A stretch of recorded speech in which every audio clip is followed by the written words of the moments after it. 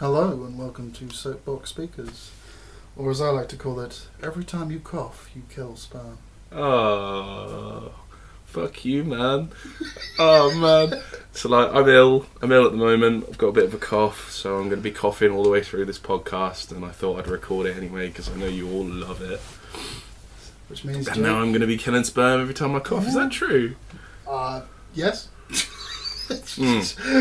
I see. It's one of those I true thought facts. I'd do a little, yeah. Yeah, those fake news is... Yeah. Okay, do you want me to start? Go on, yeah, you've got the copious notes. I wanted copious. I've got some. Just to be clear, I want to put a little bit of context to here. Since we did our last podcast, it's been interesting because Jake has rung me every so often in the evening to either rant or talk about something that he's recently has recently happened to him. He's like, "Oh, we need to do a podcast. Yeah, and I've forgotten half of those, so bear that in mind considering the number of topics we're going to get through. So, I don't know how to pronounce this properly, so I'm going to apologise in advance for the name, but it's Begums, the IS bride. The ISIS bride, yeah. Yeah, the ISIS bride. Yeah, I think everybody's going to know who we're talking about if you live in the UK from that. But for those who don't, there was a lady who, when she was 15, left the country to join ISIS, to marry an ISIS fighter. I don't like this whole joining. She joined the Islamic State, I guess, which is ISIS, in the form of a housewife who joined. Okay, there's a lot of information, but essentially that's what we got. And she basically went. To go through it? Well, she came back into the news. There's your first cough. Oh, those sperm are dying everywhere. She came into the news because she wanted to come back because she was like, "Yo, this shit is awful. I'm stuck in a refugee camp." Not what she said. No, she said she was having a kid and she didn't want the kid to die, so could you come back, please? She wanted to have a child in the UK. Yeah. To use the NHS to have a child. She was in no way apologetic for anything that ISIS had done. Nope. And she agreed with most of the terrorist attacks that had been done against... Oh, did she? The UK. Like the Lee Rigby killings, I think she explicitly said were. Oh, wow. I don't remember reading that. Lee Rigby was the soldier who was killed by two... oh, yeah, I remember. Yeah. No, I don't remember her saying it. No, yeah. Okay, so she came across as unapologetic. She talked about seeing a severed head in a bin and not really caring because she imagined what he would have done to a Muslim woman. I'm also fairly certain that she joined some sort of female militant group within ISIS who were specifically there to police other women in how they behave and dress. Yeah. Who have been known to do horrific stuff. Yeah. And there was a big hoo-ha about whether or not she should be allowed back in, as if it was up to us. And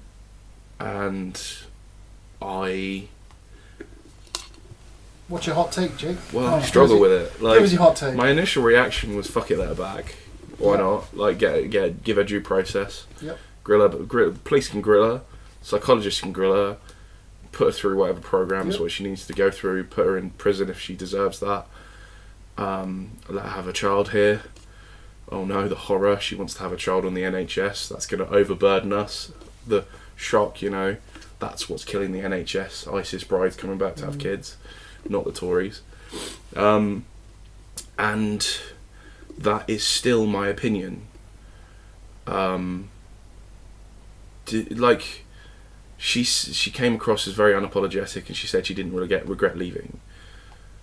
I don't think you could regret leaving in her situation. If you joined the Islamic State at 15 and had already been groomed to the point where you wanted to leave, as in convinced that it's a good idea to go, then how could you possibly reach the mindset of I've made a terrible mistake? Like even if you knew it in the back of your mind, you wouldn't be able to accept it. You just couldn't do it. That's a massive self-realisation there that is just not going to happen overnight, Especially at 22. She's 19. Is she 19? She's 19. Oh, I thought she was 22. No. Jesus, was that 4 years ago? It must have been. Yeah. But the thing that's really got me, that really got me riled up about this is the torrent of hate that has come from the British public focused on this on this woman, and it really is a torrent. Like, it's a lot of people who are glad, like, want her. Like, there's 3 camps as far as I can tell. I'm just going to arbitrarily group them because I can't be fucked. But there was one group which is save the baby but leave her behind. Right.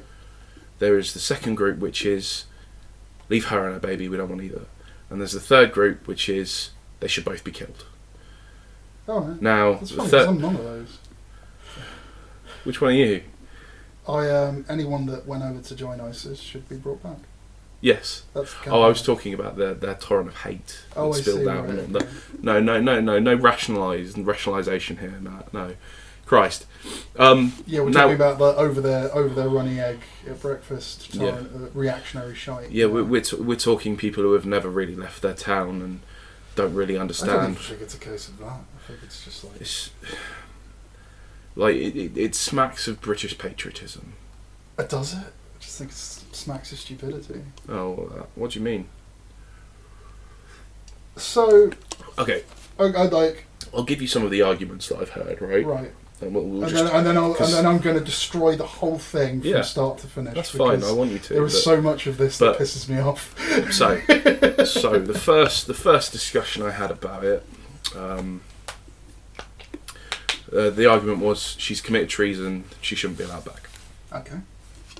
Do you want to do them all at once, or do you want to do them one at a time? What, you want me to refute the treason argument? Well, no, so it's just like she has committed treason. She should not be allowed to return. She's a traitor. Okay, can a child that was radicalised in a London mosque and then was later groomed by ISIS recruiters? I think this began when she was 13. To what extent can we really hold that kind of person responsible for treachery? Well, this brings me on to my second argument that I've heard.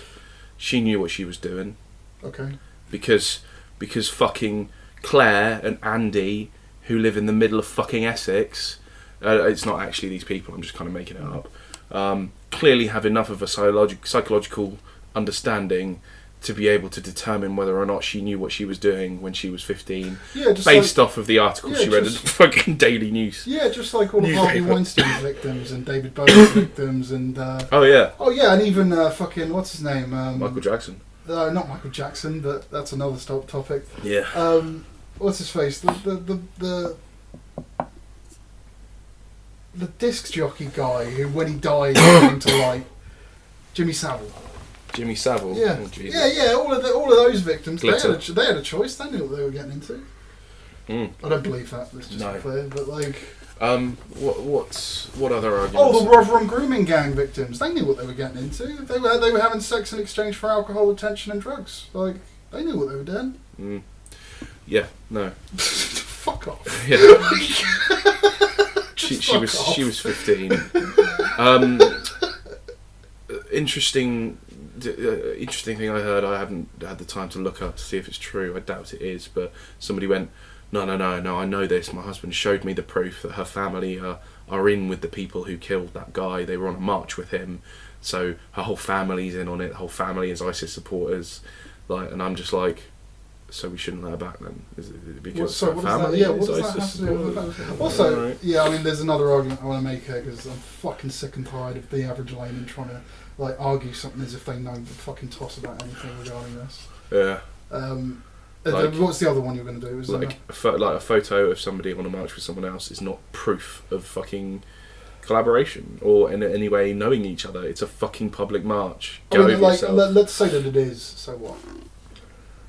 Does this deal with the problem? Does this? Yeah. Does this mean there isn't a duty of care for the child that she had? Yeah. Oh, I see. Is there not a duty of care for social services for failing to the child radicalising? I see. Is there not like her father was involved in a radicalisation? Yeah, we shouldn't let her back. That. She didn't live with her father. How the fuck did that happen then? How did the father radicalise her if she didn't live with him? Yeah, I didn't know that. She lived with her grandmother. Oh, right. Yeah. There were various reasons for that. Yeah. What else was there? What was it? Like, how would you feel if you let her come home and then she blew up a train Oh, feels over reels. Cool, thanks, man. Yeah. You're right. We're just going to bring her back, and there's not going to be any kind of monitoring system. We're just going to chuck her into the social services system and probably get lost in the system. You're right. There's not going to be like a debrief by MI5 or anything like that. They're not going to be tracking her movements. They're not going to be doing any of this shit. Yeah. They're not going to be interviewing a woman who's been in Islamic State for 4 years. You're right. We're not going to give a shit about that. There is absolutely no intelligence value to that whatsoever. Yeah. You are so right on the money there. Yeah, she's just going to come back and be able to make a bomb. You're a fucking retard. Yeah. Fucking hell. I know. I know. Actually fucking hell. It's literally just a case of like, and this to me is a very, very good example of the dangers of propaganda. Well, I mean, there is an argument to be made that because the Home Office terrorists have been made terrorism has been made the boogeyman of our generation. Yeah. And in with that, ISIS. And don't get me wrong, yeah, ISIS is terrible. ISIS is a problem. ISIS do horrific shit. ISIS is dead. Okay. I mean, I'm sorry, ISIS is a completely non-issue now. I mean, like in the grand scheme of things, It just is. I mean, I would argue it always was. But, I mean, not for the Syrians, of course, but yeah. But, like, ISIS is nothing. I'm sorry. Like, and I am more terrified of far-right extremism than I will ever be of ISIS. And that has been the case the whole time. I mean, the one argument I always came up with was like, preventing people like her from coming home is not going to make us safe from terror attacks. Also, just think about that. Not bombing other countries will make us more safe from terror attacks in the long run than preventing her from coming home. Oh yeah, and also like understanding how these things work. So, I would argue there's a case to be made that, well, she, in the prelude to her leaving, because I forget the circumstances that meant it, but her family couldn't stay together, so she went to live with her grandmother. Her grandmother wasn't able to be there for as much as her mother and father would have been had they been living under the same roof.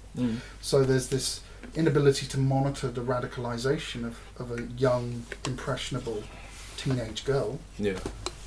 So there's a lesson to be learned. If someone becomes isolated familially, family from their family unit, then there's a potential for radicalisation there. Is that not useful information to know? I mean, I feel it is. Do we not have social services for this kind of thing? Well, I don't. I don't know what was going on with her family. Yeah, but this is my point. Like, there are lessons learned from it. Then there's how she got into Syria. So, and then there's the circumstances that allowed her to fly on a plane as a minor. There's a whole raft of things that we can learn from this, and that's just her leaving. Then there's her coming back. What were the circumstances that led to her being married? Like, is this not useful information to know? There's a really interesting, I don't want to call him a twat. This guy on my friends list pulled out this conspiracy theory out of his arse. He posted up a load of different news stories, which were all like people who had joined ISIS who wanted to come home to various countries. Yes. And that had all sprung up around this particular news story of the ISIS bride for UK. No, let me just be clear. The only reason that's doing the rounds now is because people are now paying attention to it. Yeah. That has been going on for 3 years, which is why I'm saying to you today, ISIS is dead. Because there are so many, and there is more I'm going to put on the table in a minute, because I just want to kind of demolish what a lot of people's assumptions are about what this is. Well, I mean, to be honest, start doing that then, man. Okay, so first of all, she was, I would argue, groomed. She was not in a position to decide to betray the United Kingdom, whatever the fuck that means. So, if you're going down those lines, just fuck off. You have got no concept of what was going on there. Your opinion means less than nothing. The Home Office's response in revoking her citizenship on the proviso that Turkey took her in because she could make a legitimate claim. I thought it was Indonesia. Or it might have been Indonesia.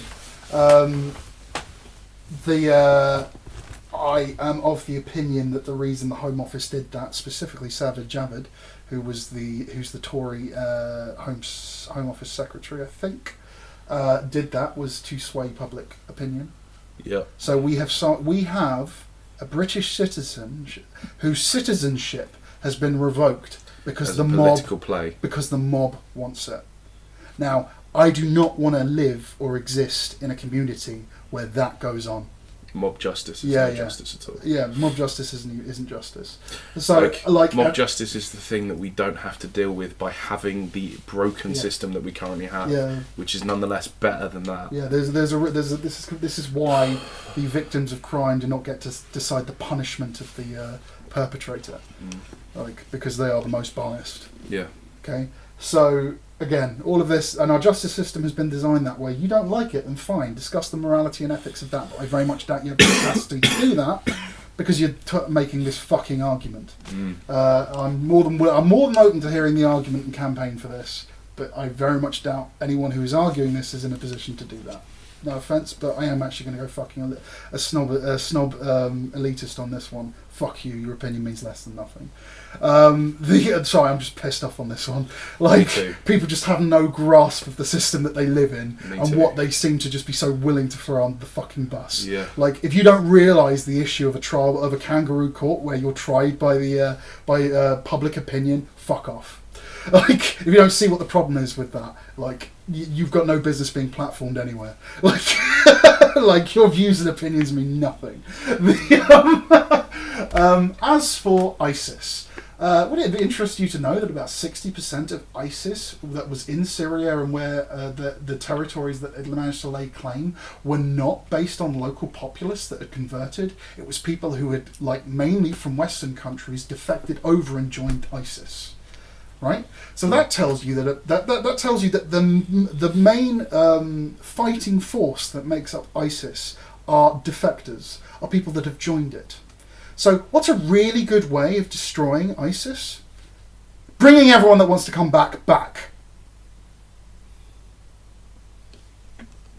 You want to end ISIS? There you go.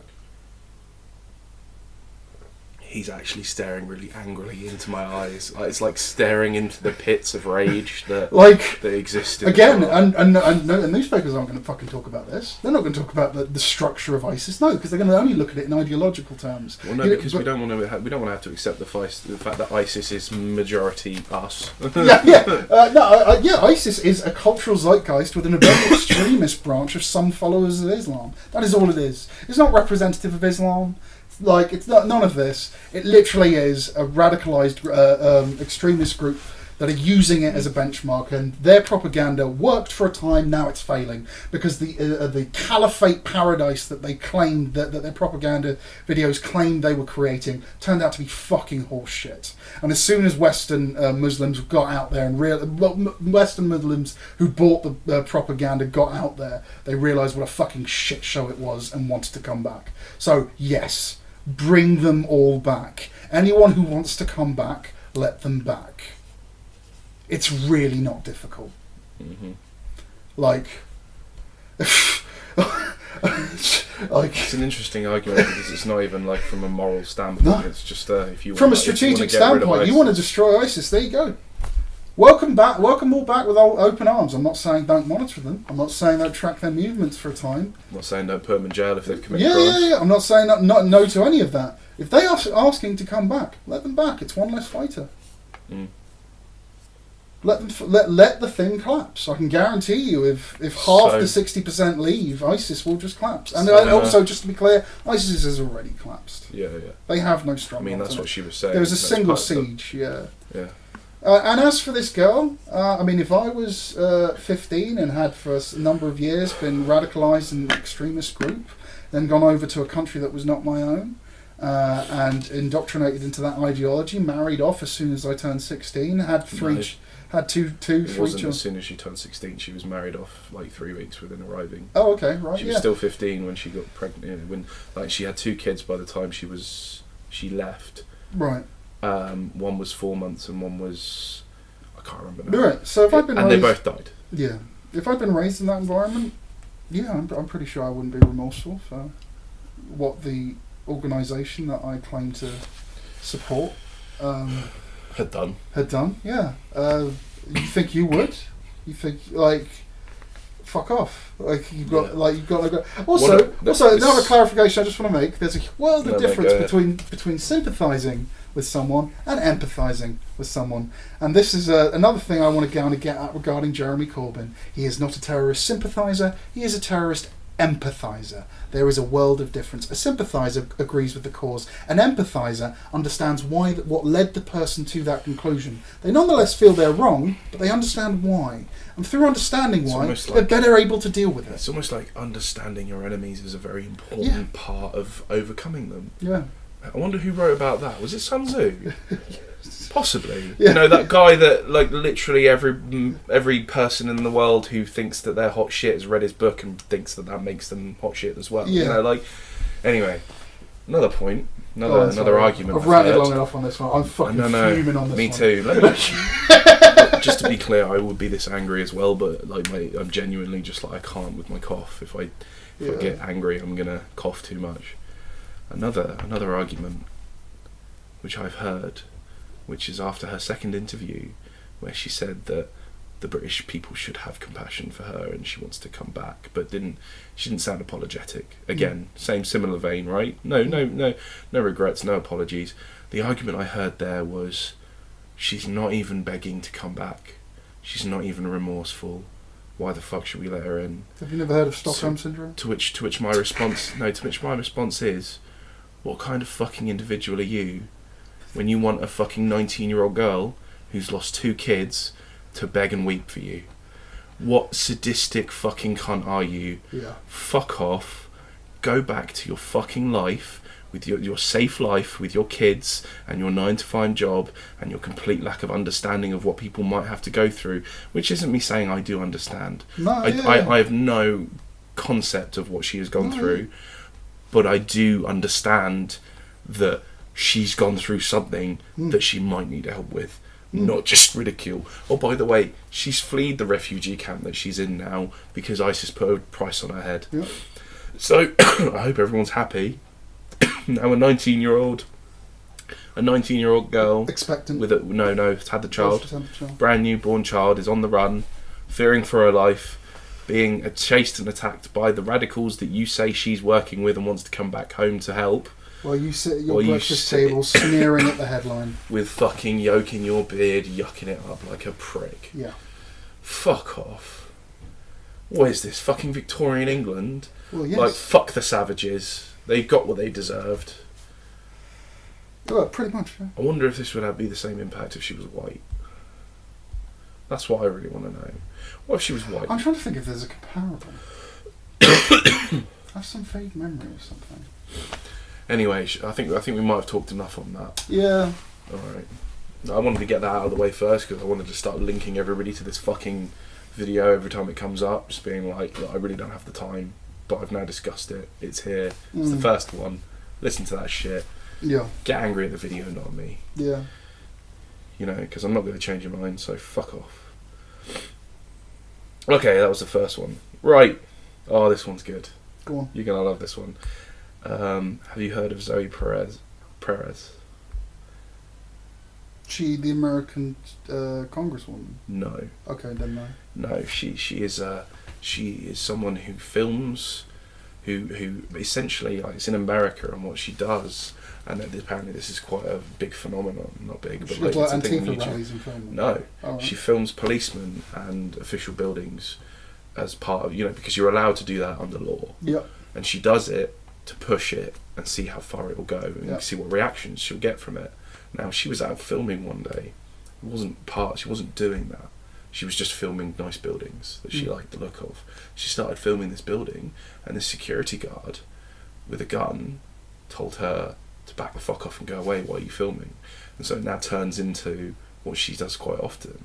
So she's filming this building and this security officer, which, by the way, is a building for the Jewish community. So they're massively... Is this in New York? I can't remember exactly where, but they'd recently had an attack on the Jewish community. Sure. So everybody was on edge They're about on that, edge, yeah, right? Yeah. The security guards, right? And this blows my mind. Tell me if you figure it out as I'm telling it, because this was just what the story was told, and it didn't include this, but I read it between the lines, and I was like, oh man, I know that shit. Okay, he fires a warning shot into the ground, and she gets shot in the leg, Yeah. right? And so she gets shot. She's filmed herself getting shot, and then she gets taken off to hospital. And, you know, there's this big inquiry into, like, you know, the guy firing his weapon and all that. I don't know what's happened with that. But my immediate thing right there was, why the fuck are security guards with guns not taught about ricochets on fucking gravel, on tarmac? You fire a gun at tarmac and the bullet bounces across the floor. It's like it's 101. Like if someone's behind a car, lying down behind a car, you just shoot at the floor, and the bullets will ricochet into it. Anyone who knows what they're doing will start shooting the floor. Yeah, and it blew my fucking mind. Like he didn't fucking know that. What business has he got? Was he private security that they hired? Yeah. What business has he got? Big private security. He doesn't know that. He's like, I just fired a warning shot. Yeah, into the ground, mate. What is wrong with you? Jesus Christ, she could have fucking died. I mean, my question is, why did you fire a warning shot? Oh, that is the other thing. Like, it's just like, this is the other thing. He fired his gun at her because she was filming and wasn't responding. Like, what fucking weird shit is that? Like... Well, if he has an open carry licence, I expect it to be revoked. I hope so. Because if he's allowed to, I presume he needs some sort of license. Yeah, well, I don't know. But anyway, that blew my fucking mind. That was like... Well, actually, I say open carry. It's possible it was partly concealed. If he's got a concealed weapons license. And if you can think of no other argument why it's better to live in a country where guns are not allowed, that is one. That is exactly right there. That is the fantastic argument. Idiots with firearms. A trained private security guard with a gun not knowing how his gun works. Okay. My question there is, when you say trained, what does that mean? Exactly.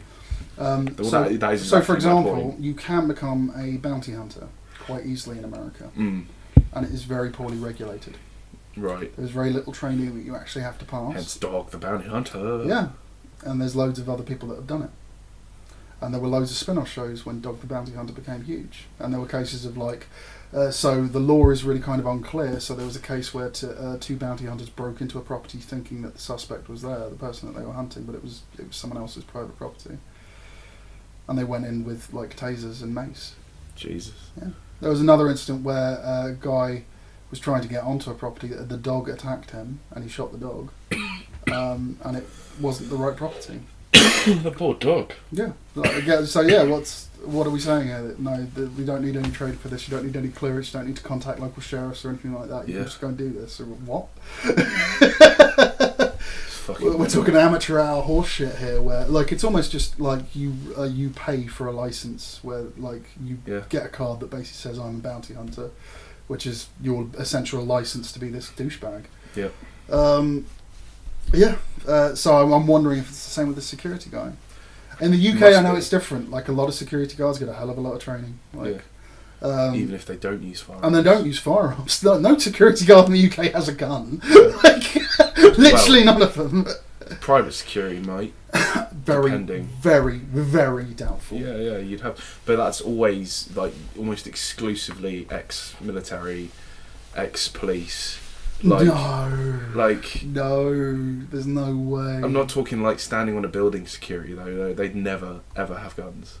The only thing I could potentially think of is bodyguards. That's what I mean. That's what I'm talking about. Visiting dignitaries. Yeah. But they go through a different thing altogether. That's what I mean. The training for that and the vetting is incredible.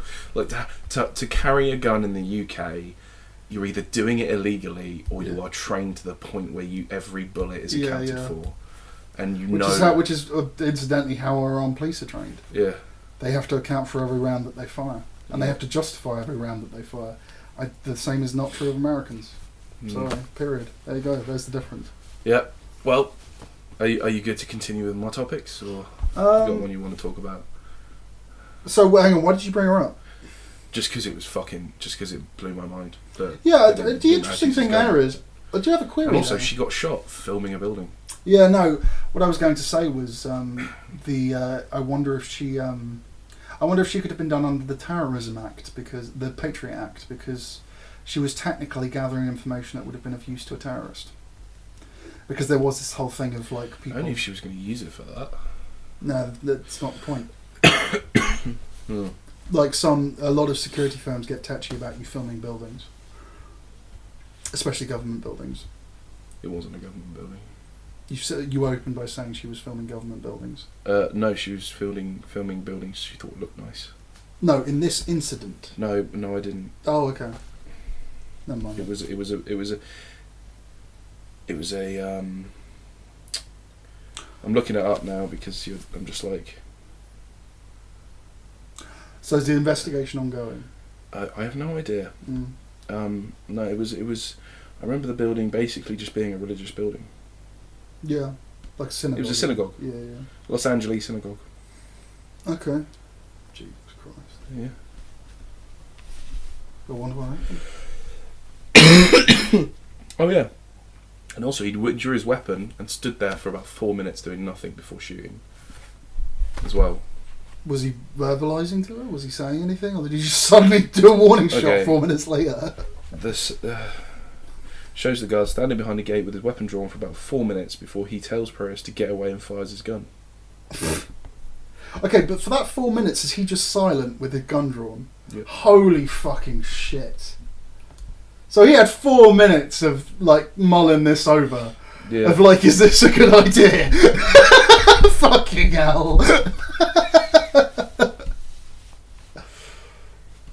Yeah. And, like, it's not even like she was, like... I can understand private property defence, but it's not like she was breaking in or, like, going into a private area. No. Or a cordoned off area. She was just outside filming the building. Filming a synagogue. Like... Jesus Christ. Yeah.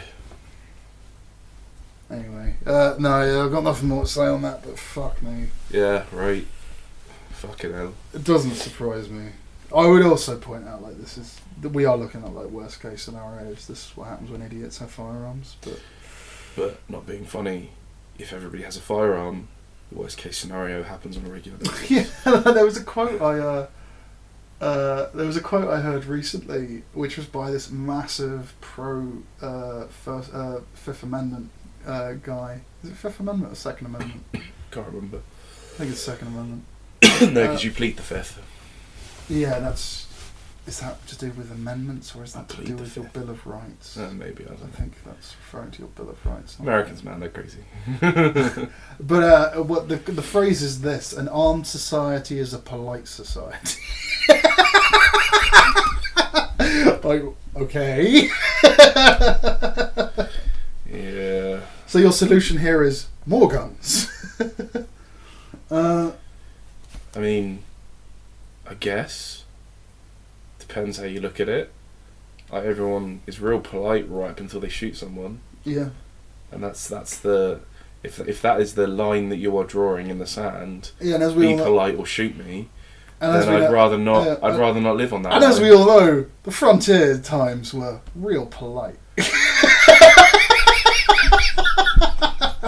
Well, actually, I would argue that you were either polite to someone or you shot them, and then, like. And is that a society we want? No. Right. But.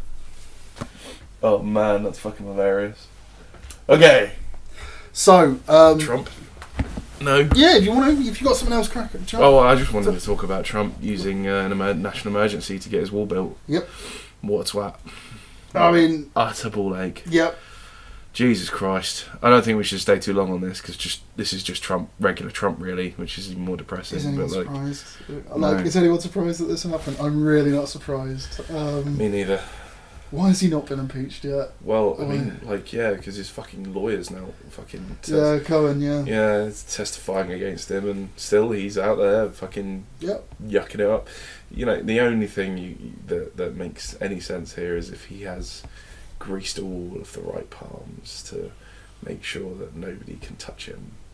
You know, like, he's too many rich people are too invested in what he's doing for them. I think there's an element of being too connected to too many people in power, and by doing this to Trump, a lot of other cards are going to fall down from a lot of powerful people. So, for example, there was a friend, I forget this guy's name, it's a friend of Donald Trump, who was also a friend of Bill Clinton, and a couple of other people, and he was charged with having sex with a minor. This guy's like an ultra-rich billionaire. He also had a private plane where he would host parties where the hostesses were underage girls, and it was called like Lolita. Oh, there was like a joke name that they would all call it by. All the people that attended were billionaires. Trump went on it once. So you know that whole Pizzagate thing of like pedophile rings eating babies. Yeah. Yeah. It turns out ultra-rich billionaires, kind of pedophiles. Who'd have thought it? Right. So, I am a little bit curious to see if that's why he's not been impeached yet, because there are too many people just connected to it who have done too much fucked up shit, whose careers will end if it all comes to light. Fucking hell. This is just conjecture on my part. I've got nothing backing, other than I know that this thing happened with the planes. Yeah. And I know that Trump knows him because, yeah. Well, Trump is actually on the record, and this is practically verbatim what I'm saying next, where he says, yeah, he's a real nice guy and a real fan of the women, possibly even more than me, and he likes them young. like that's what Trump said about this guy. Jesus. God, fucking, it's just disgusting. Yeah. Mhm. Fucking hell. Yeah, no, that's enough of Trump. Fuck the cunt. Got any topics? To be honest, fuck the bourgeoisie as far as I'm concerned. Yeah. Have I got any topics? Yeah. Is that you done? No, I've got more. Alright. I can do them if you like. I was just thought I'd let you interject with something. Alright, But also, is that me done? That's like 40 minutes worth of content, motherfucker. interesting correlation that I found out about today. I say today, yesterday. It is the genres of music that are popular in popular culture is proportional to how well the economy is doing. Huh. So the less well the economy is doing, the less new rock and roll and metal bands come out, and the more electronic and synth music comes out. Weird. Can you guess why? Because metal and rock and roll is dependent on local support for gigs, and that drops off when the economy's bad, whereas synth and pop can just be uploaded to the internet. You were close, but that's not quite the right answer. That may well be a factor, though, what you're saying. The general thinking is, so if you want to be a drummer and actually have the drum equipment, you also need a space in which to practice. Generally, people who practice learning the drums, particularly in their teens, form garage bands. That's how a lot of early bands are formed. Yeah. Because they live in middle class families that have detached homes where you can have that space. You need a certain amount of acreage in order to not disturb people around you. Conversely, with electronic synth and if you look at the grime bands in London, they're all done in little sound studios in people's flats. Yeah, because the cost of entry there is a lot smaller, and you can do it in a much more confined space. You can essentially just get everything you need to make synth music through software for your computer. So if you've got a computer, all you've got to do is buy that software. Whereas learning to play the guitar, having an amp, having a sound system, is a hell of a lot of capital outlay. And so if an economy is in a downturn and the middle class is shrinking, you get more rock and metal bands. Jesus. How cool is that? So... Quite cool, I've just been interesting.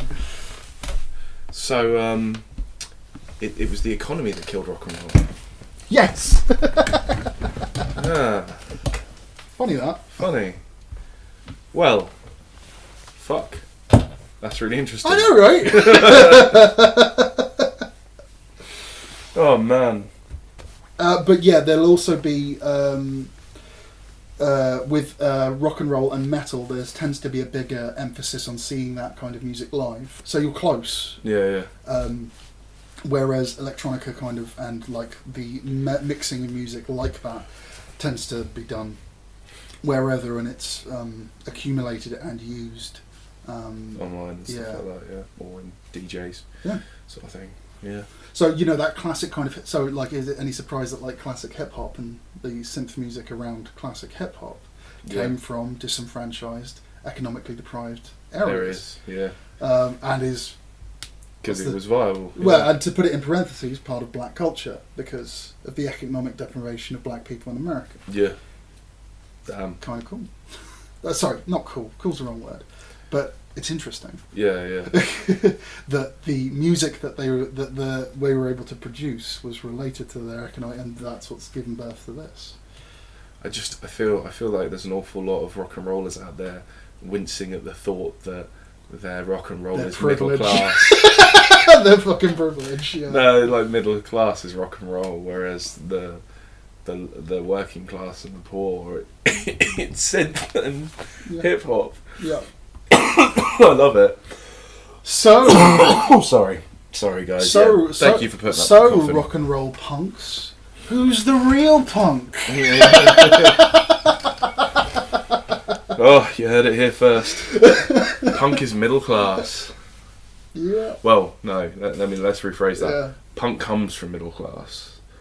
Punk may be working class, but you came from a middle class background, son. We know this shit. The truth is out now. Yeah. I've got more. You, me, you. Okay. It's up to you. I don't mind. You can do another. I did quite a few. Yeah. I think you're going to bring this up anyway, so I'm not going to bring it up. Do you think we're coming close to the end of anonymity online?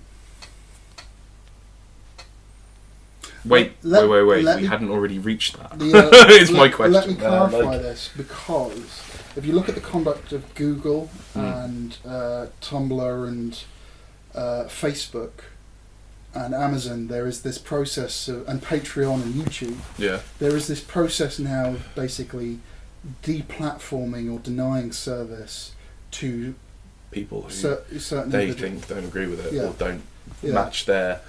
I hate it. I think it's stupid.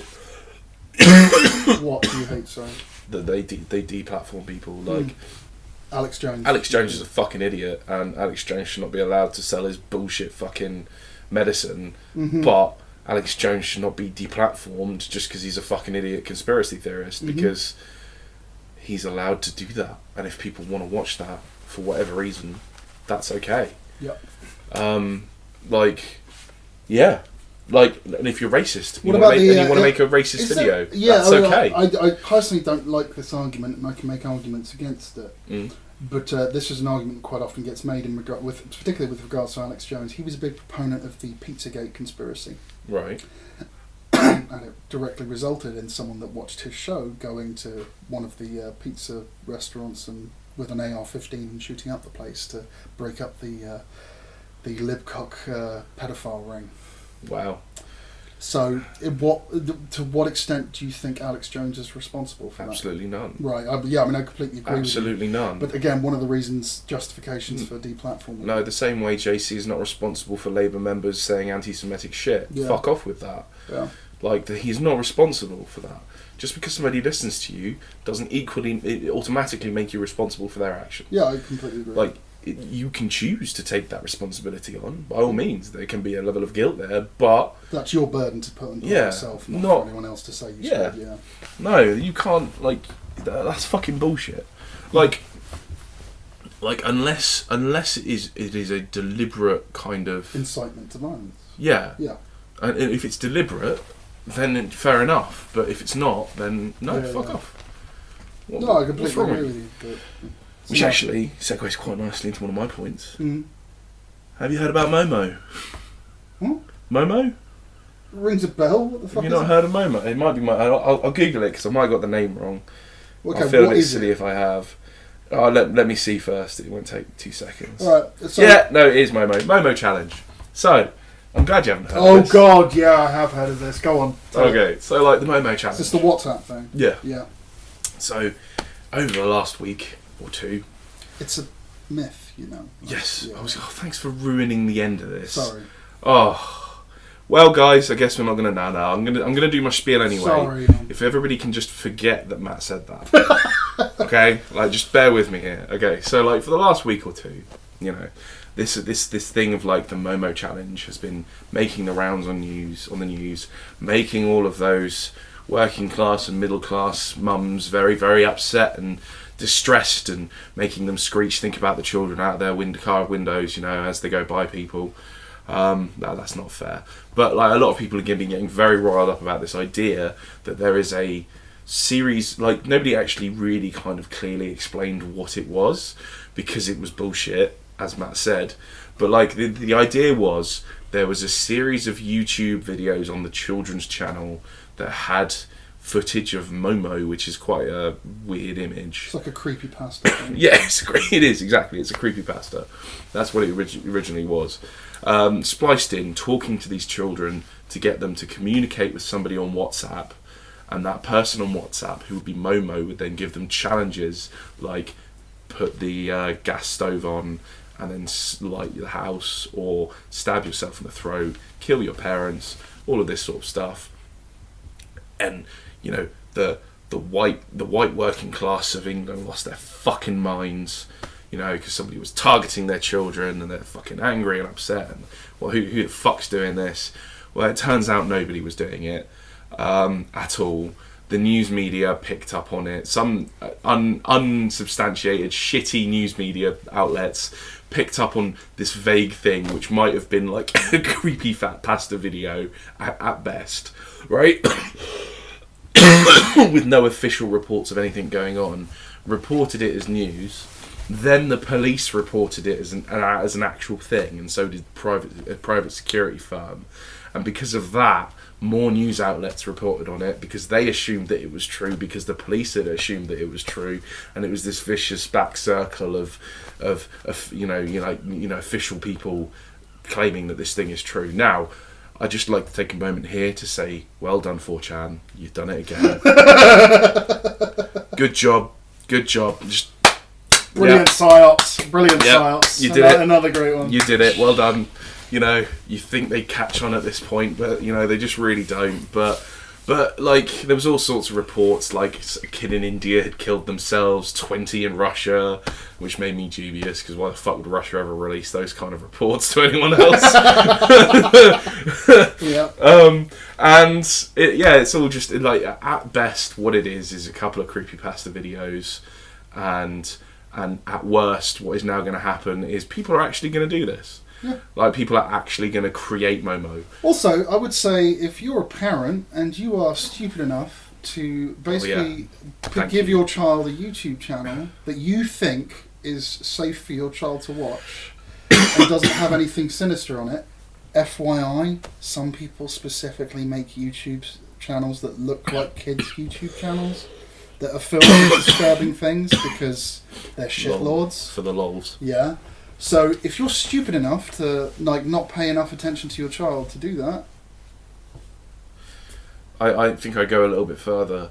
If your child between the ages of 0 and 10 has unmitigated access to the internet, rethink the way you're raising your kids. Yeah. Like, there's a reason, like, Bill Gates and all of these, like, multi-millionaires who made their money off of computers and the internet and all of this sort of stuff refuse to let their kids go near it until they're of a certain age. And the reason that is because it is not a safe place for children.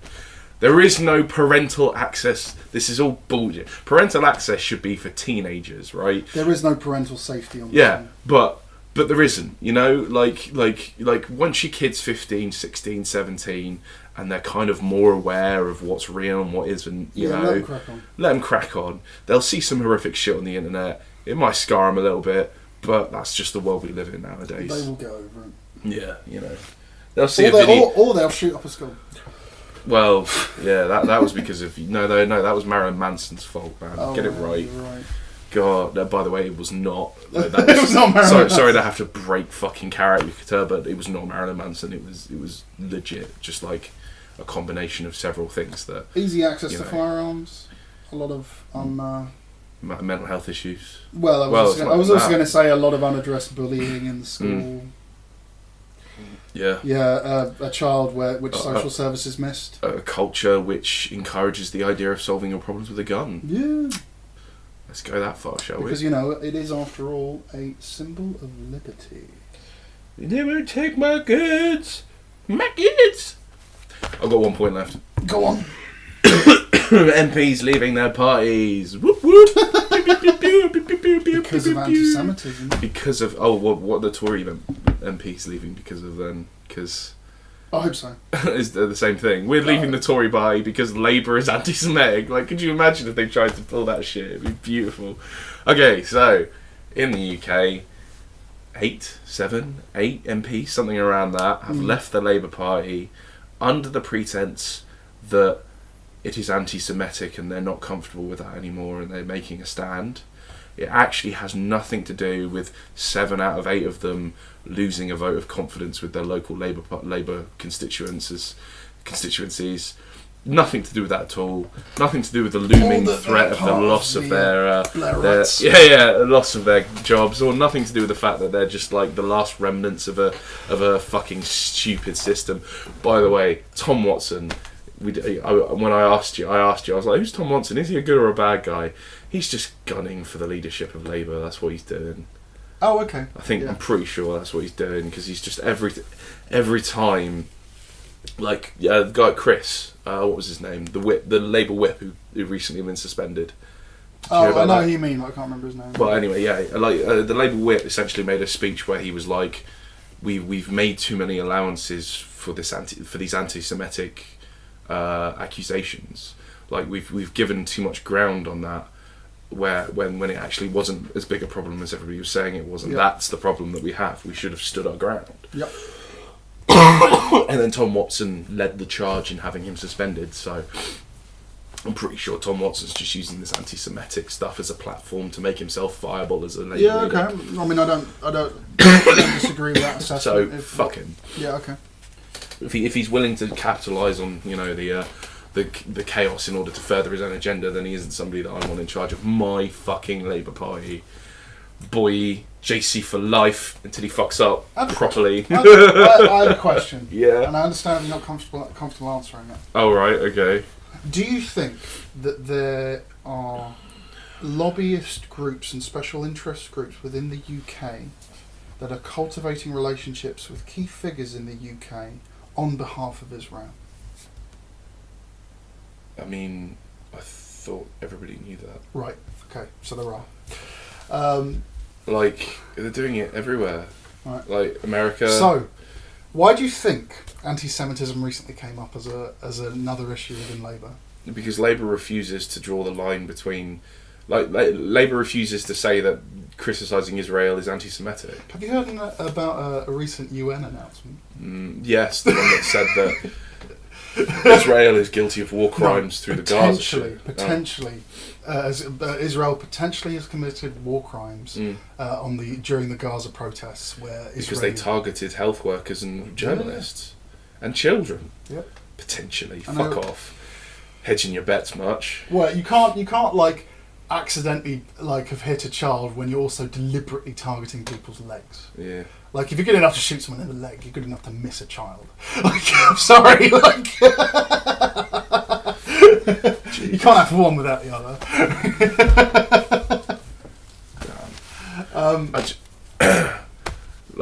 Sorry, carry on. So the reason I bring it up is because there's a little part of me. Because what happened after the UN announced that? What did JC say? Yeah, good. We should condemn Israel. Yeah. But he's currently apparently presiding over a party a political party that has problems with anti-Semitism, because that's been in the news. That's on the public consciousness right now. Right. So do you think in any way people, in people's minds, this party's just been accused of anti-Semitism? Yeah. He's now criticising Israel. Maybe he is anti-Semitic. Do you not think that might be a damage control strategy on part of Israel? This is me purely speculating here, but if Israel, so I'm of the belief that Israel knew 2 weeks ago what the UN was going to say. Oh. So to mitigate that, they again talked about the anti-Semitism problem in Labour.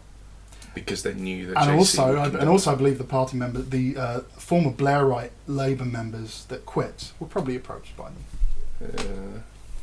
Wow, that is one hell of a. It's a weird fucking coincidence, though, isn't it? Well, I would say proof would be nice. Yeah, I completely. I would agree. also say, like you are drawing lines there that it's that not my has a lot usual of go-to. questions. There's a lot that had to happen there, but I also kind of believe it.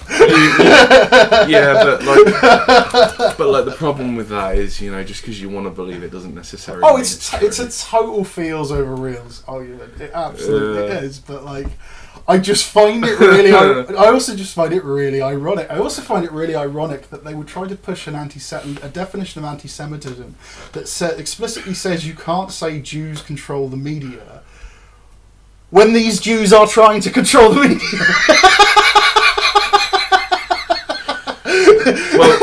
When Netanyahu is explicitly trying to control aspects of the media and how it's portrayed in other countries. Netanyahu straight up is trying to do that. The US straight up panders to that. The UK straight up panders to that. And that is what every nation does in order to try and portray themselves in the best light overseas. My problem is that it's portrayed as a religious thing. Yeah. It's portrayed in that. That's precisely why I bring it up. Sorry, it's weird. I'm pretty sure we don't want religious states anymore. Fucko, piss off. No, that's not my point. I just find it really. I find it amazing the kind of Orwellian genius of what they've done there. Right. Which is that, what we should do? We should get it so that anyone who starts suggesting that this is a Jewish thing of how the media is portraying it is automatically anti-Semitic. That isn't what it is. Smart. But I just think, that thing that we're going to do in other countries, let's make them think that that's racist. Well, this I'm purely talking about the Israeli government here, not the Jewish people. Let me just clarify this before. It's an important clarification to make. There is no big Jewish conspiracy. No. Fucking hell, fuck off. There are some very powerful people who happen to be Jewish who are using that. If we as a species were capable of utilising that many people and coordinating them together in some sort of massive movement like that. As in getting the entire Jewish population to agree and coincide and work towards one goal. I don't really think we'd have all the problems that we currently have in this world. We'd be much more capable of working together in that kind of way. Sorry, are you talking about all human beings united? Or? No, just that amount of just. Oh, I would disagree then, because I would argue that the push for a Zionist state was always part of Jewish culture. Really? Oh yeah. Oh, fair. Oh shit! Maybe there is a big Jewish conspiracy. No. Is it and I don't mean to sound like. Okay, I'll put it like this. So, the first Zionist council in. Oh, I've talked about this before on the podcast. We have, yeah. Yeah, but it was in 1893, 83. And in that, that was literally the goal. It was all the Jews in Europe coming together, basically saying, look, we need a nation of our own that is Jewish, that is that represents Jewish heritage, Jewish culture. And if you look at practicing Jews, I'm thinking of the Hasidic Jews and that there is a lot of the writing and commentary on the Torah and the religious texts within the Jewish faith. The core concept is always this concept of what it is to be Jewish, and this sense of identity, and it always does center around the chosen God of Israel. And to be honest, the chosen land. Sorry. I can completely empathise with that situation at that time. Yeah, I'll be honest with you, I still do, because let's be clear, the Jews historically, wherever they go, end up getting persecuted. Yeah, that is unfortunately the history surrounding their people. And there's many, many reasons why that is. And let me be clear, there are a lot of anti-Semites in the UK, and I'm sure they are being persecuted now. And this is, again, not to sound conspiratorial, but if you're part of the people who historically has to be migratory, because wherever they go, they end up getting fucked up. What are you going to specialise in? You're going to specialise in craftsmanship, jewellery, high-value items that are small. Right, which is why a lot of Jews are in gold and money. That's not some Jewish conspiracy. Because that was all they were allowed to do. It's if you've got to pick up sticks and fuck off because your house is about to get burned down. Would you rather grab a bar of gold, or you're no? But it was also because we're talking medieval onwards here. It was quite common for Jews to be forbidden to compete with anyone in the local area. Pretty much anywhere they were. Yeah. So they had to do money, you know, a lot of the time, which meant, you know, it's you, also, you either failed and died, or you succeeded and became very wealthy. Yeah, it's also why so much of their culture centres around money and wealth, and particularly around debt. So they have a policy of like, I think it's like every 7 years you write off any debts that people owe you. There's a term for, and it's a resetting of the system. Which is fantastic. And also they tend to, if they form communities that are insular in the form of like Hasidic Jews, for example. So there's a large Jewish quarter up in London, and this is also true in New York. They have a policy of like, people could, like outsiders can come and spend their money here, but we are not buying anything outside of our own people. So they keep all of that money internally. And that policy means that they can accrue wealth. It's sensible, particularly if you, as a people, have historically, whenever things start going bad, you bear the brunt of the reason for it. Like, it's a protective measure, which I completely understand. And I'm not, and again, not all Jews, because there's huge rafts of Jews in America now who don't practice that aspect of the heritage, because America has been pretty accepting. They don't need to anymore. But you know, the more conservative and because traditional. America hates Muslims and Mexicans way more than they hate Jews. And again, if anyone's listening to this who's Jewish and disagrees with anything I've said, I'm more than open to have my mind change on anything I've said here. It's just from the Jews that I know. Please do send us an email full of education. I'm not in any way trying to say that this is a racial thing. I'm saying that this is a cultural practice that has been adopted because of what the Jewish people historically have had to face. And it completely makes sense to me. And it's completely understandable. And like, I'm not trying to extend that narrative into they control the international the central banks and all this. Fuck that. That's bullshit. Like, it's a false corollary. People are connecting that. Correlation does not equal causation. Yeah. But yeah. Oh, fucking hell, that went off on one. It did, but I just want to... to quickly circle back to the beginning, the MPs are leaving because they're a bunch of little bitches, and that will be made apparent. They will fail. There's no way that they... I'm not sure what they were expecting. Like you said, I think they might have been expecting more people to leave. Yeah. And there just hasn't been... I think there were a lot of people on the fence just waiting to see, like, oh, well, this pans out. I might. Oh, it's going really badly. You're right. See you. I'll stay here. No, I'm not going. So like, the friend of someone I know put it best, which is that everyone who I considered a cunt in Labour has now left. Today is a great day. On the day today, Tom Watson starts pushing for leadership. I'm going to be really vindicated if he announces a push for Labour leadership. As you should feel. I'll be like, yeah, I saw you coming, you sneaky bastard. Yeah. Been waiting since the Blair days, haven't you, boyo? Been waiting and biding your time.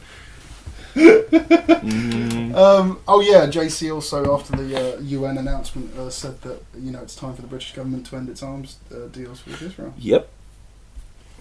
Which is like everybody keeps going, Jeremy Corbyn is a terrible leader.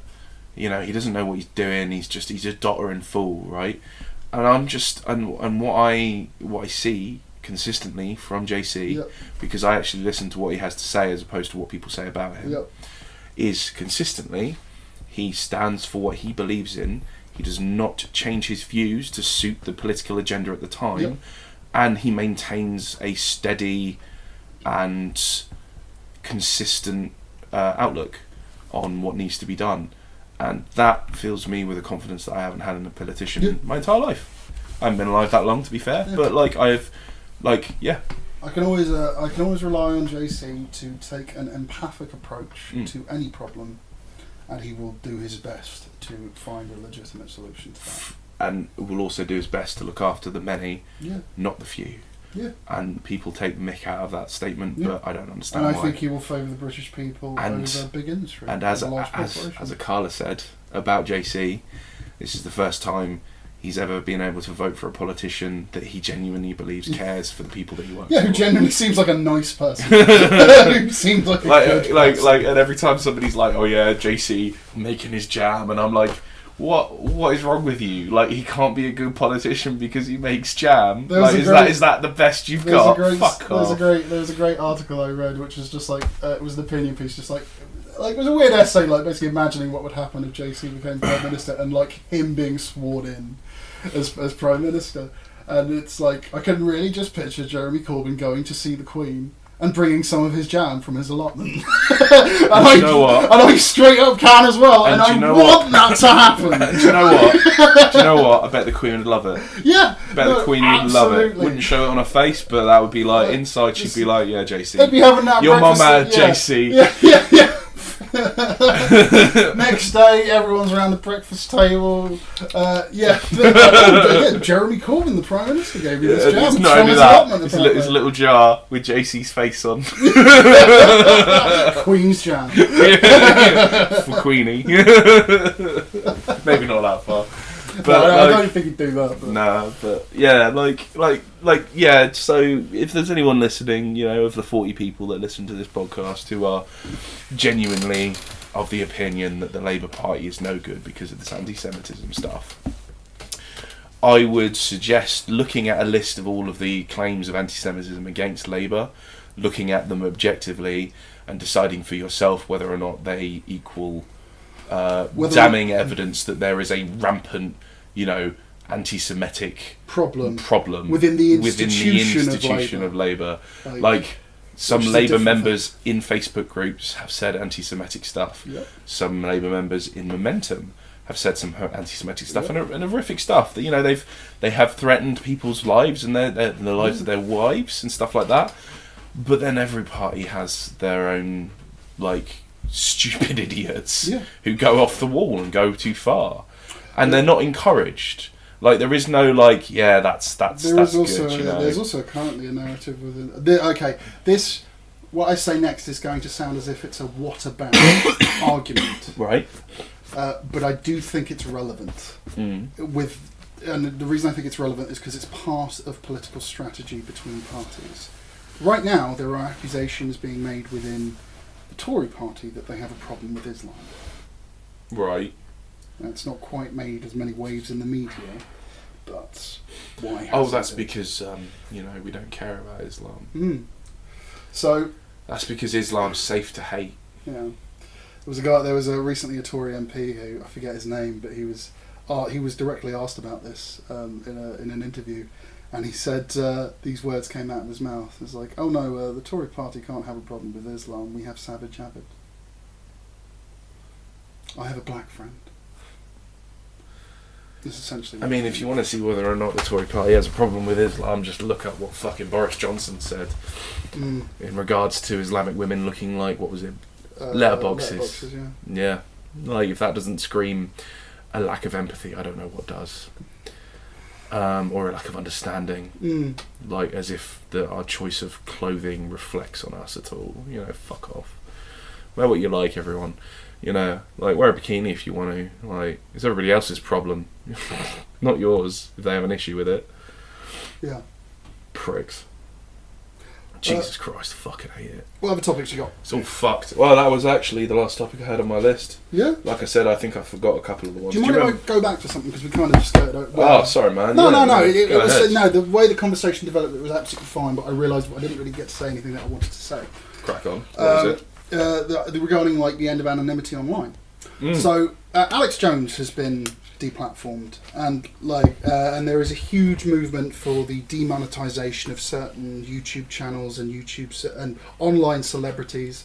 So if you look at, like, the older atheism crowd that then became like Atheism Plus, and then you had, like, the skeptic community. So that your Sargon of Akkards, your Thunderfoots. Fucking Sargon, what a prick. I think he's dying anyway. As in, like, his status, his popularity is dying. Did you see his interview with Joe Rogan? Oh no. No, he had a Joe Rogan podcast interview with Joe Rogan, and he was the funniest shit I've seen in a long while, because, like, Sargon of Akkad just immediately just, like, launched into this like victim projection, right? As in, like, he was just like, I'm a victim of all of this stuff, and all of these people say this stupid stuff about me, and don't you agree, Joe Rogan? And Joe Rogan was like, fuck off. Like, it was so funny. He was having absolutely none of it, and it made Sargon look like the pathetic, whiny baby that he actually is. And it was pure beauty, and it was just like, yeah, Sargon, the only time you can win an argument is when you're arguing against someone even more man-babying than you are. Jesus Christ. But okay, like, if you want to see a fantastic, like, demonstration of just how fucking inept he is, right? I think it's Dr. Samantha Watson. She doesn't call herself this, but she is actually a doctor, right? As in, she has a master's in a particular area. Nice. Now I'm not sure if that's a doctorate then, but is that a doctorate? Yeah, Masters is a doctorate. I thought it was a PhD makes you a doctor. I think she has a PhD in something. Yeah. Yeah, there we go. And it is like I think it is a STEM field that she has a. Fucking hell, that's a hefty PhD. Yeah. So when she's referred to as doctor, that title actually has a lot of weight. She's not a doctorate in like fucking art history or some shit. Like, although to be fair, that's kind of mean. Yeah, I don't mean to like. She is not a doctorate in like David Beckham studies. My point is, if you want to talk about race realism with this woman, she's going to come at you with some fucking ammunition that you are not going to be able to deal with. Yeah. Right. And she will be on the right side. That's what I'm getting at here. And also, she's well versed in academia and how to formulate arguments, and how to formulate, how to present information and interpret, and very specifically how to interpret statistics and information. Yeah. Because her field of expertise has equipped her with the skill set to do that. In actual fact, in order for her to be able to do what she does, she needs that skill set. Yeah. Anyway, she also has a YouTube channel, which where she discusses feminism. Now, there was a debate hosted on YouTube between, I forget who the hosters were, but she was arguing for the positives that feminism have caused for society. Sargon was arguing for the negatives. The question was, like, has feminism done more good for history, or has feminism done more good for society than God, bad? That's an easy question. Yeah, that's an easy fucking debate, right? Right. It's just like suffragettes, boom. Yeah, women's right to vote, women's right to property and not be property. Women's rights to make decisions over their bodies. Sexual self-autonomy, the pill, like. Maternity pay, the right to anyway. Yeah, God, they've really anyway. Like just hearing the question, like, right. Sargon, just don't. You're not going to win this one. So naturally, what she goes through is lays out the history of first wave feminism with the suffragettes, second wave feminism with the pill and sexual autonomy, third wave feminism with respect to intersectionality and realizing that there's the issues facing a black woman is different to the issues facing a white woman, and the class and all of these things, and explaining how that then reframed discussions in key specific areas. She then to bring it really fucking home to now, said gave key examples where feminist advocacy groups were arguing for changes in the law so that men could men who had been victims of rape were better defended in the courts and were recognised as actually being raped. So there's been issues regarding men that these feminist groups are like. So if you're wanting to look about core good for society, this isn't like an either or campaign. And I think she specifically brought up and cited those examples because of the fucking bullshit Sargon tries to play, which is to look at the worst aspects of people that call themselves feminists and the shit that comes out of their mouths and trolling them. Yeah. Like, that isn't feminism. And that isn't an argument or a discussion. It's just a shit poster. That's you dicking. You're a on shit idiots, poster. like. So that's all you are. Yeah. And obviously, in the debate, she fucking trounced him. Like, it wasn't like it was unpleasant to watch, and he was completely fucking oblivious to how much he was being destroyed. Also, keep in mind this was in a formal debate format, so it was literally as shown in the study by Kinsey in 1965. See reference 3, and they provided references for their stuff.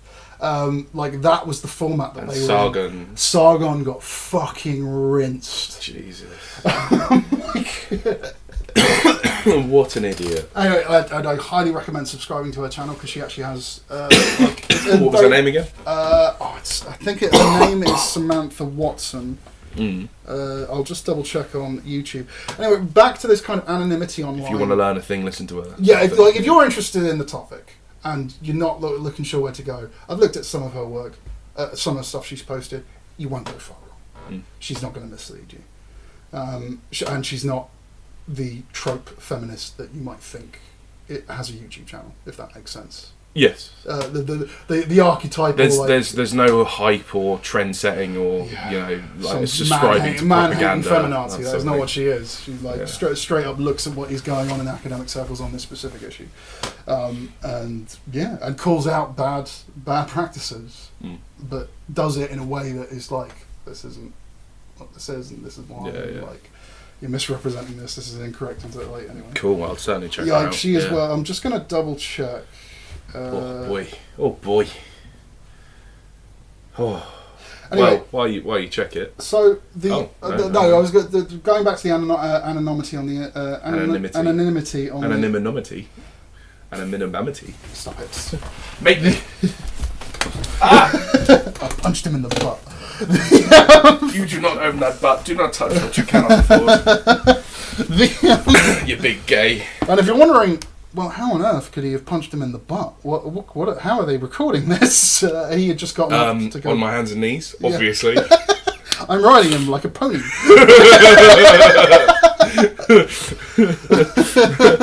The mic is mounted on my head like a unicorn. Oh no! You know there's going to be a certain someone who's going to draw that into a picture now, right? Oh god. Yeah, I hope so. I hope so. Oh, we're getting fanfics, man. Fanfics, man. It's brilliant. So at the moment, currently the way the internet operates is you can mask your IP. You can get like VPN services that will help you mask this stuff. I thoroughly recommend doing so. Yeah, but the unfortunate thing is that there is a push to end things like catfishing and online harassment and bullying, and like perceived online harassment and bullying, which is again what a lot of the skeptic community ended by getting rid of anonymity. Yeah, so eventually what you're going to get is, in order to get online, you're going to have to give proof of who you are. Oh, Jesus, right. Fucking set up my radio, man. So that everything you do online can be attract you, your entire digital footprint. Set up my ham radio. Directly to you, because, you can't have anonymity online. Now, there are ways of getting around this, and unfortunately a lot of this is already coming into play, and in ways that we aren't recognising yet. So, for example, YouTube and YouTube and Tumblr has a thing called shadow banning. If anyone's familiar with shadow banning, that's the beginning. Well, I mean, as a counter to all of this, there is a growing movement of other social media platforms that are increasing in traffic as a direct result of the things put in place by Facebook and YouTube. The problem with that, though, is generally these massive companies can push those industries out of the area. Generally, so Google is friends with a lot of server. Right? So if no server is going to platform your social media... Well, that's why you get things like Mastodon. I agree. Mastodon is the only one so far that I've actually seen that has a chance of working currently. Yeah. But it also requires people to be aware of Mastodon. And this is what I mean. Hey guys, go look at Mastodon. Okay, but how much of an audience do we have? 40 people. Right. Maybe. Right. That's 40 more, man. It's cool. Okay, cool. And eventually, the only kind of place you're going to be anonymous anymore is fucking 4chan. Which is literally built on that as a concept. I'm...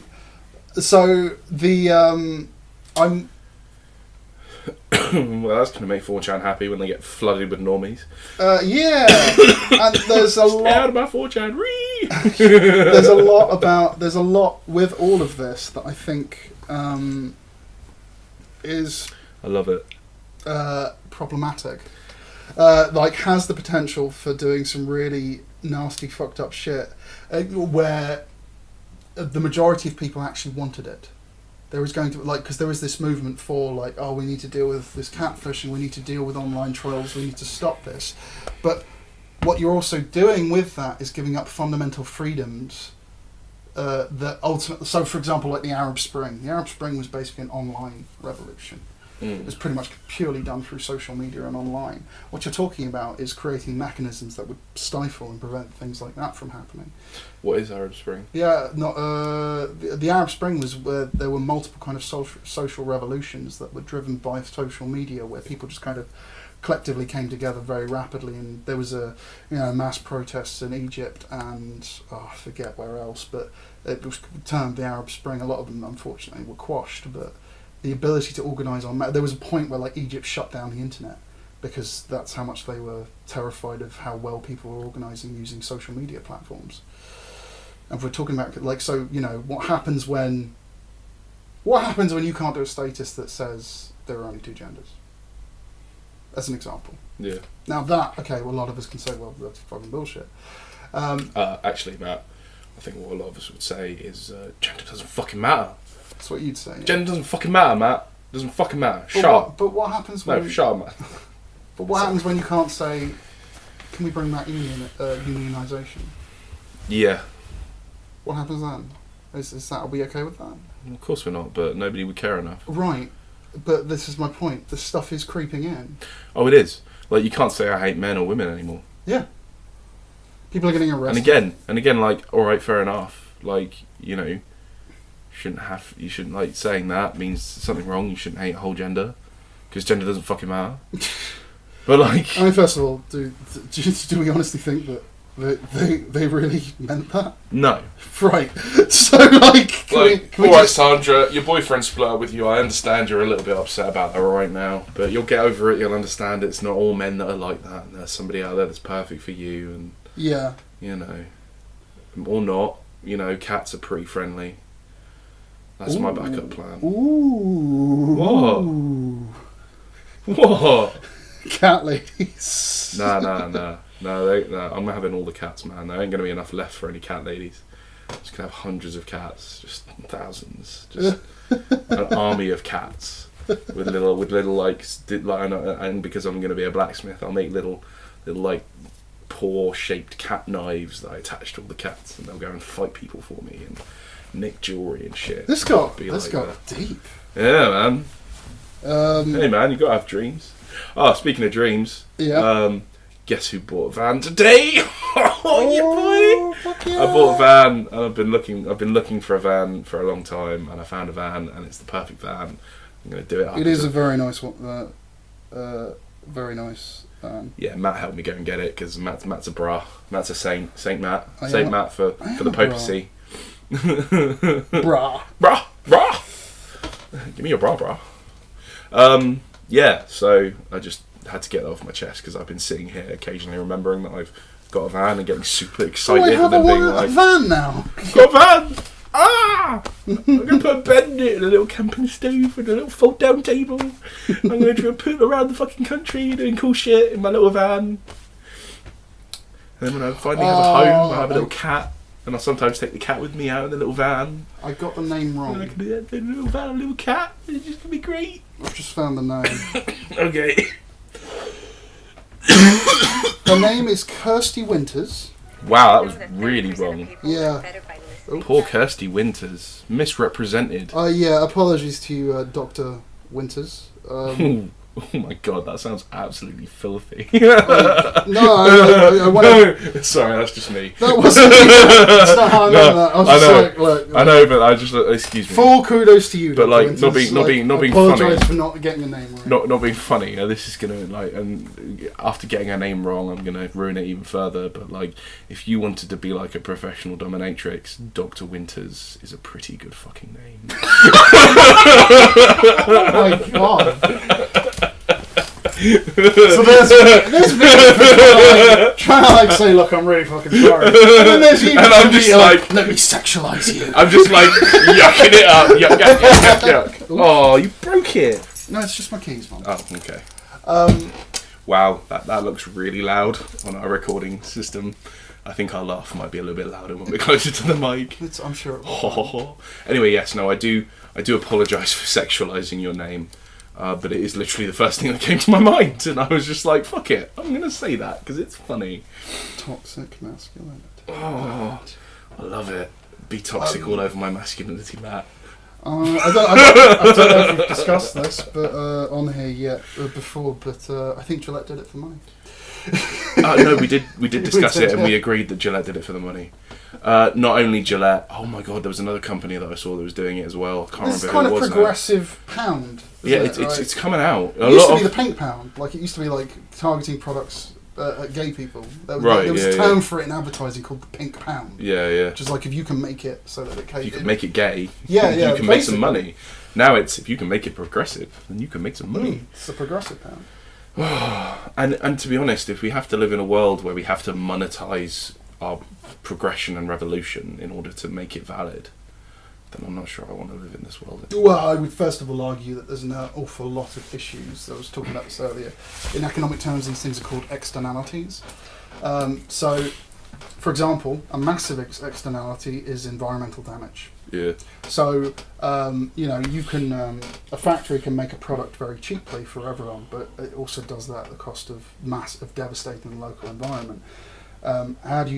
There is no financial incentive for any company to remain competitive and address that issue. You can only address it with state intervention. This is a lot of the reasons why libertarian philosophy I completely fucking disagree with on fundamental levels, because it has such an infantile understanding of how a lot of issues in the economy occur and why the state exists. Well, it's just an infantile understanding of capitalism. Yeah, I think it just boils down to I want to have guns and smoke weed. That literally most libertarians that's I want to be able to do what I want and not pay taxes. Yeah, I don't want to pay taxes and I want to smoke weed. That's literally it.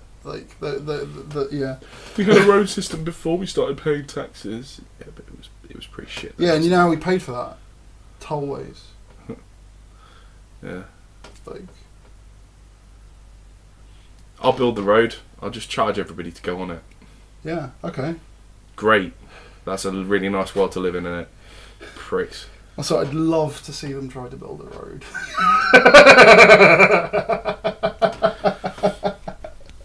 I'd be alright. I think I know a dozen people who know how to do that sort of thing. Yeah. And there's a question of if there's a car crash on your road, are you dealing with that? And what am I paying this toll for exactly? If I crash, are you responsible? If there's potholes in it, are you responsible? Are you going to recover me? Yeah, but anyway, someone needs to kind of deliver an insurance economy now. Anyway, for all the toll roads. I feel like it's time to wrap this up. I've said all my points. You got anything else you wanted to add? I do. Right, let's crack on then. No. As in, this is my final thoughts, closing thoughts. Oh, okay. I don't know if you've noticed, but I've increasingly started kind of amping up the conspiracy theory and thoughts. And what are we taking over Alex Jones's niche? Is that what we're trying to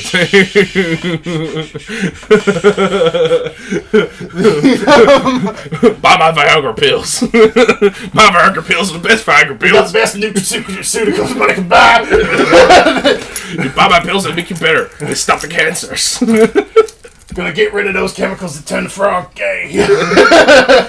No. We're clearly trying to invade the niche of internet etiquette at this point now, aren't we? Etiquette, yeah. That's the one. Oh Christ. So I've been ramping up the conspiracy theory and the Jew hating and Jew bashing throughout. It's always been studied. There's been slight transphobic and anti-trans undercurrents to a lot of what I'm doing. It's deliberate.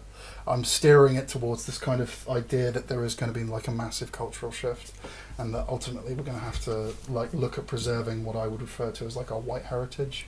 And I'm just fucking with you. I'm fucking with you. That was a joke. Don't look at me like that, Jake. I was in character there.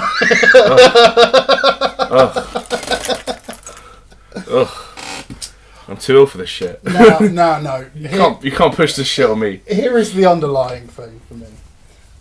There are doesn't fucking matter. No, there are a lot of things happening globally where freedoms are being curtailed and information is being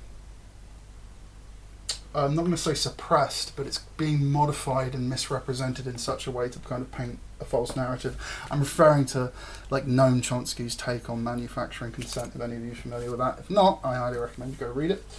And that there is this massive destruction of the middle class, and we are becoming a kind of binary class system, which is that you have the ultra rich who are untouchable in both like the legal system, the media, and everything else, and then you have everyone else that does that turns the big wheel. And that's a very good point, actually. Everything that we have access to is becoming increasingly controlled by a smaller and smaller group. So case in point would be like access to internet service providers. You don't necessarily have a huge level of choice, so it's not actually necessarily a free market. That's just an example. And because of this, there are technical skills that are becoming condensed in very specific areas where the cost of entry into those areas in order for them to have competition is becoming so difficult and impossible that they are functionally monopolies. Antitrust laws were brought out in the 70s to try and stop this, but they've found ways around it. Because of all this, I'm not sure on what we are going to do as a country, as a society, as a species with respect to things like global climate change, or real existential threats. And we talked about this in the last podcast. I don't know if we are actually going to do anything because of the corruption of power and the consolidation of power, and it's not really in these people's interests. They'll be fine. So I would say, learn how to ghost an IP address. I would say learn how to purify water. I would say learn how Same as before then. Yeah, learn how to go off grid, because, and I don't mean to sound like a fucking doomsday prepper on this, but the more I see this and the more I see like the class system becoming this binary system of one rule of law for one and another set of rules for another, the more I think I don't want any part of it, and the more I think people need to ask themselves whether or not they want any part of that. So yeah, I just kind of wanted to close with that as a thought. Pretty much like everything that we've talked about in our podcasts has in some way or another kind of alluded to some of this stuff, and have kind of been reflections on this kind of stuff, or the byproducts of what I've just kind of snippeted down into 5 minutes. So yeah, that's kind of where I'm at the moment. Yeah, that does it. Alright. Good enough. That'll do, man. Hashtag white power. Let's go and ruin it. See you guys next time.